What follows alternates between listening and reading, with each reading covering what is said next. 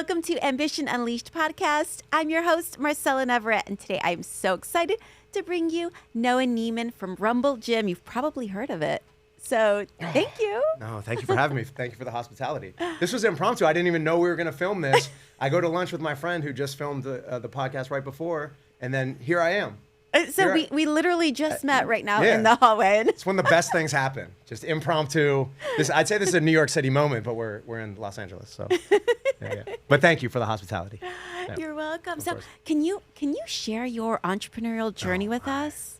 So I'm the co-founder of Rumble Boxing, where we opened January 9th, 2017 in New York City. And within that time, now 2024, fast forward, we have 80 franchise locations open, 12 signature stores that we call them the anchors, the flagships in the big cities, with another 200 plus on the way, with the growth fueled by my partnership with Exponential, which is essentially their franchisors of different verticals. So Pure Barre, Stretch Lab, AKT, to name a few.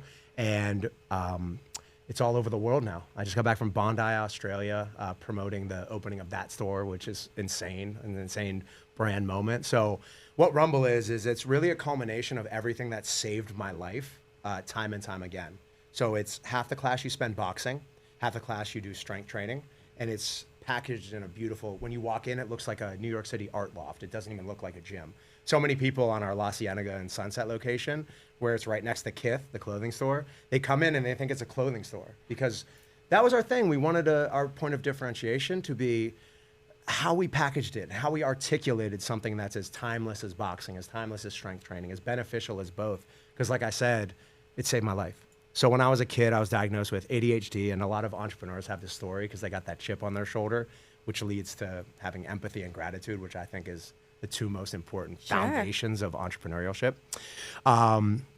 So when I was younger, I had behavioral problems, and I was getting kicked out of schools left and right and just getting in trouble with parents and law and everything in Pittsburgh, Pennsylvania. And I had this therapist, this is when I was like 12. And he was like, Noah, anytime you're feeling angsty, why don't you punch a pillow? And I was like, some tough little kid and this little asshole. I was like, why would I do that? That's so stupid. And then that day I happened to walk by a boxing gym in Pittsburgh. And so I picked it up. And the more that I took care of my physical body, the more I felt emotionally in control. My ADHD, my oppositional defiant disorder, these diagnosed conditions became much more manageable when I took care of my body. So fast forward to a failed stint as an accountant, a failed stint in nightlife, running clubs in New York City, which ironically you just had Dan Fleischman on, who's best friends with Aoki. Before Aoki was throwing cakes at people making $500,000 a show, I hired him for, I think it was $2,500 or something like that, at this club called Touch Nightclub in New York City, for $2,500 before he became, Steve, I love Steve. The persona. He's an incredible personality. He was back then when he was making that much for a show. And so humble still. So humble. The sweetest, nicest guy ever. But yeah, but talk about like the universal kind of connectivity of entrepreneurs. It's funny. That's just a weird coincidence. But so it led me to kind of formulate this program in my head that I never thought I could monetize, but it was just something that I used as an outlet for my angst, my depression, my anxiety, those things that I was feeling growing up. And fast forward to a series of unfortunate events, which happened to be the best thing that's ever happened in my life. I had some family sickness that I was dealing with, and I was battling my own demons without, having a purpose. And I was in Pittsburgh, Pennsylvania at the time, and I got into drugs, and I just let myself really deteriorate. I stopped training, I stopped boxing, I stopped doing all those things that were my personal saviors growing up, and I got really just self-destructive. So I ended up actually almost ODing. Yeah. No, it's a good story. It's okay. I'm not a ghost. I'm not a phantom. I am here. I'm like, you can pinch me. I'm alive.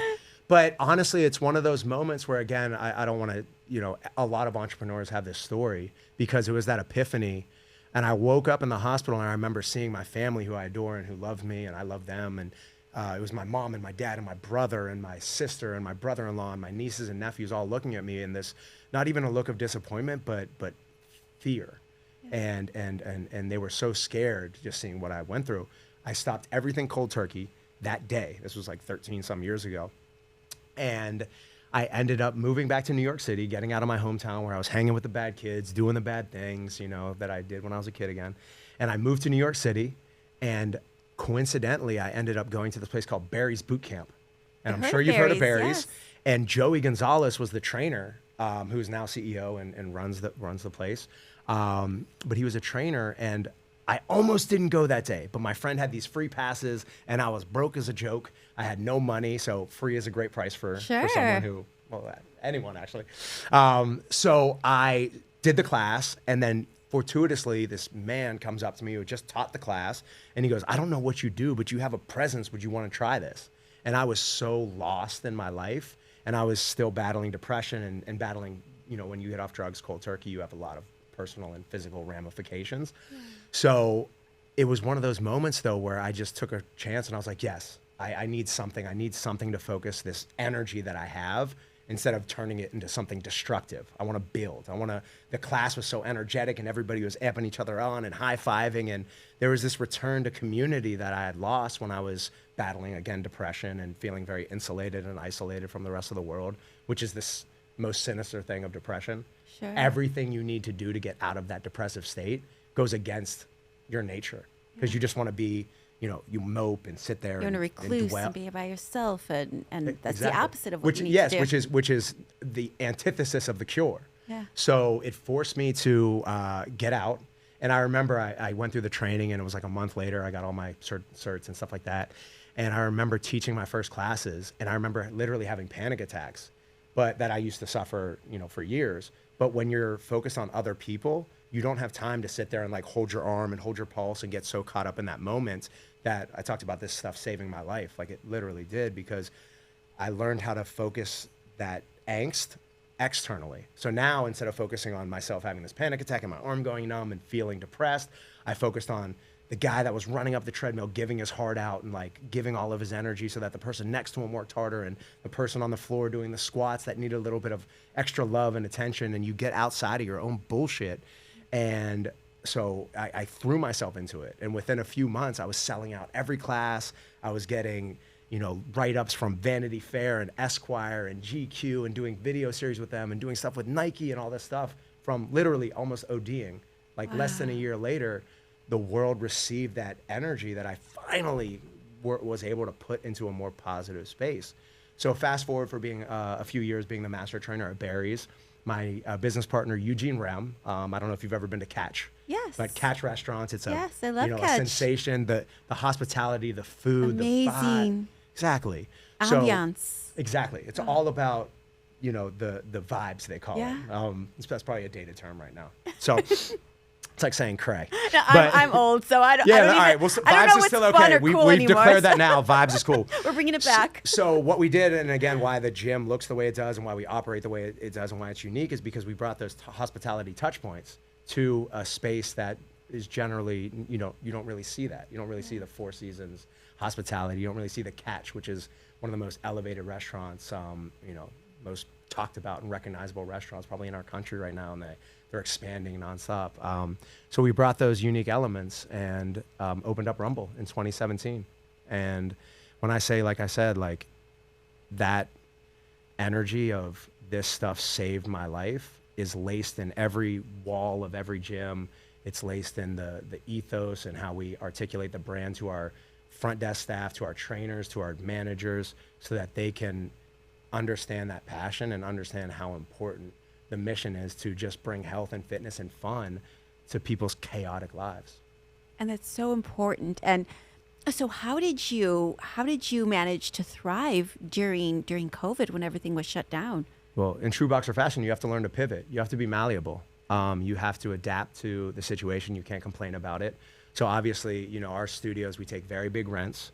So we had to deal with that. But and this is a testament to the team, because, a founder's ideas are only as good as the hive mind around them to support that ideation of that dream. So we pivoted and we launched something called Rumble TV, which was our at-home. We have this engaged customer group. How do we still reach them when everybody's isolated and our gyms are shut down, our massive 6,600 square foot, facilities where, hundreds and 500 plus people come a day?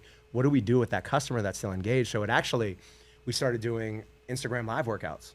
That started picking up traction. Then we started doing Zoom workouts. And then we started, Zoom. I just got like itchy thinking about Zoom and being thrust into Zoom. I know your listeners probably got some PTSD right now, so I'm sorry. But circle back later on. So we launched that, and then we turned it into something called Rumble Television, where we got a production facility and we started producing content. We hired some former, this guy Mike, this former UFC producer, and we started filming this content and built a subscription service literally in the midst of the pandemic with no real game plan because we had to pivot fast. But we learned on the fly. We launched and learned, and the customers really received it well, which carried us through financially until we could open our stores again when the pandemic restrictions were lifted. But also, more importantly, what that did during the pandemic was we had such an engaged audience because we were giving them that outlet. Again, like I had when I was a kid, I found that outlet in the midst of depression and anxiety in the world, shut down, and there's all this angst. We gave them this positive outlet, so they repaid us by talking about us incessantly, posting on us incessantly, which got the attention of Exponential, who acquired our IP and then fueled this massive, 350 studio growth from a little, mom and pop business on 23rd between 6th and 7th in New York City that we opened January 9th, 2017. Yeah, I got it tattooed on my arm like a Guy Ritchie film. All the important things, because I've been hitting the head a few times from boxing. I forget things. So 1917 right there. So you'll never forget. Forever changed my life, and hopefully more important than that, changed the lives of so many people in our communities where we give them that outlet for their own battles. What an incredible story, and what an incredible journey you had. Did you ever in a million years imagine you'd be where you are today? No, I think if I tried to plan this kind of exit and this kind of growth, I would have failed. But what I said when I think the most important thing to possess as an entrepreneur is empathy and gratitude, which is what I picked up when I literally almost lost my life. Yeah. You focus on the people, not the profit, which seems so intuitive, but it goes against a lot of what people have learned in business. They focus on, all right, how do we increase our bottom line? As opposed to taking a Steve Jobs approach. And this is one of those quotes that I always say in every podcast or every time I get a chance to speak, because I haven't found a better quote to sum up how I feel. It's focus on the product, not the profit. And I'll expand on that. Focus on the people and not the profit.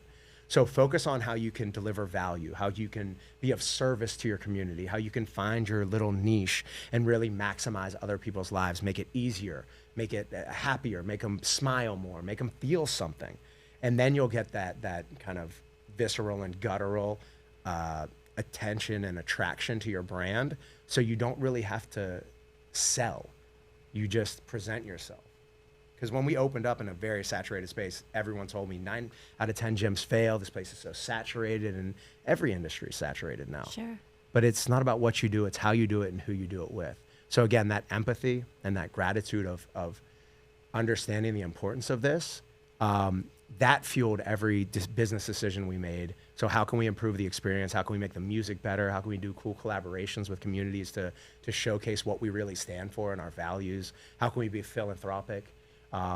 So it was all those things that, again, I think if I focused on, all right, I want to build 400 plus stores or 350 stores in the next couple of years, I would have lost sight of what's really important, which is those daily interactions where you're winning your customers' love and attention and affection and dollar and time and energy by giving them the value as opposed to trying to sell them a value.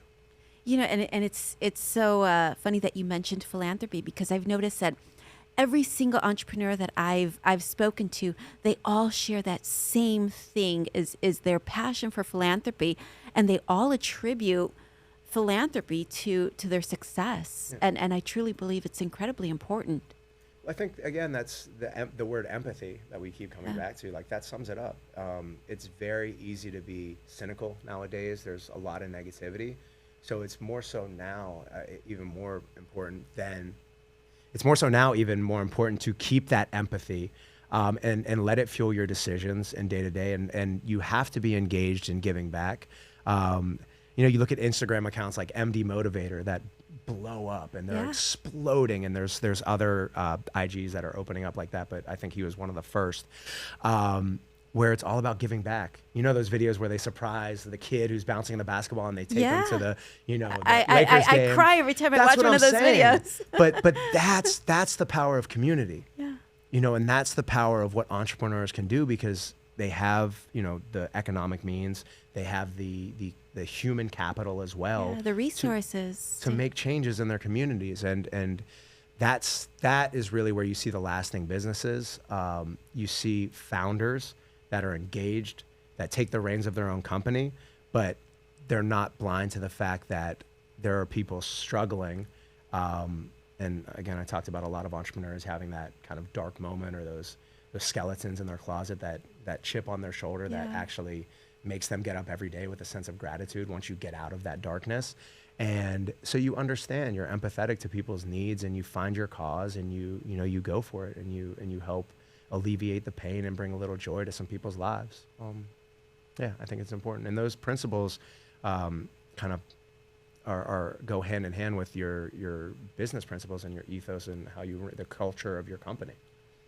It's such an amazing story, Noah. Thank you so much for listening. taking the time to being here today and sharing your story. And I love your gym. I love the concept of everything you guys are doing. And it's just incredible. So I'm excited to see it grow even more, and I can't wait for you to be back on the show and tell me you have hundreds of international locations open, and I'm just so excited for your future. Anytime you want to come, we call it knuckle therapy. Anytime you want to come punch something, I'm right down the street. I actually drive right past you all the time on La Cienega and Sunset. Drive right into it. So we have a little 2.5-year-old baby, so So you definitely you need a little therapy. You need a little knuckle therapy. No, I get you. Anytime.